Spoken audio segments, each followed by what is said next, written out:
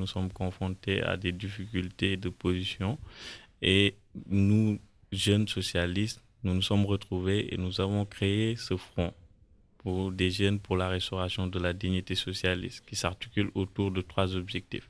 L'objectif premier, c'est la libération immédiate et sans condition de nos camarades, Bamba Fall, Pira Kandjaï, Bassirou Sam, Abdourahmane Bay et compagnie.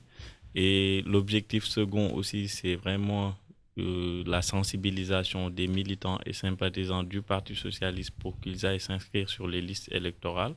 Et le troisième point aussi, qui pour nous n'est pas négociable, c'est-à-dire la candidature du Parti socialiste aux élections présidentielles de 2019. Depuis 6 juin 2014, date de l'installation officielle de Mambouna Massal à la tête du mouvement national des jeunes et socialistes, nous nous battons pour qu'on ait un bureau, mais il y a une absence sérieuse de volonté de la part du secrétaire général, mais aussi de la part de la direction du parti. Parce que le 5 décembre 2015, nous avons saisi par une lettre d'information le camarade secrétaire général Ousmane Tanordien, que nous avons expliqué la situation que nous vivons au sein du mouvement national des jeunes et socialistes. Et l'absence de bureau entraîne une asymétrie dans la circulation de l'information, mais aussi une absence de reddition des comptes. Et cette situation, ça me fait rire quand j'entends Mambouna qui souhaite traduire en justice le camarade Khalifa Sall, alors que ce dernier a été le premier à avoir contribué pour le bon fonctionnement du mouvement national des jeunes socialistes. Et il nous avait financé à hauteur de 2 millions et jusqu'à présent, nous courons derrière notre secrétaire général pour qu'il nous fasse le bilan de ce qu'il a fait de l'argent reçu.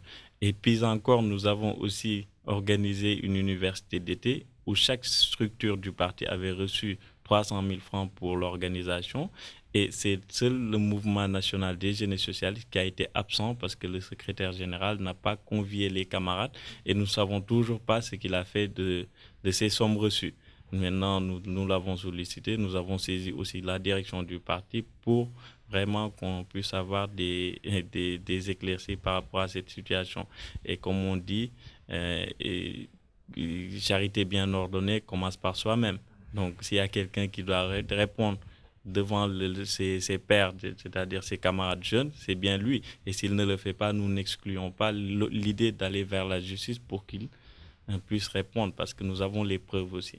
Que c'est très très dommage que des camarades soient emprisonnés et que certains camarades même réclament l'emprisonnement des autres. Donc ce qui est vraiment très très très dommage et préjudiciable pour la génération future. Et vraiment, nous nous sommes engagés en politique. Et quand on nous dit que la vocation première d'un parti, c'est la conquête du pouvoir, à cela nous ajoutons aussi que des militants qui s'engagent dans un parti veulent être protégés, veulent être encadrés, veulent être vraiment dans une association où on est sûr qu'on aura la protection de nos dirigeants, mais non pas les emprisonner.